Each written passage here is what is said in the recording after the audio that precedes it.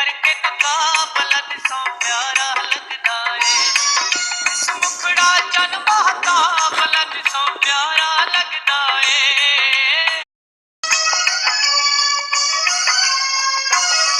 भाई टुरदे करके मुकाबला सौ प्यारा लगदा है।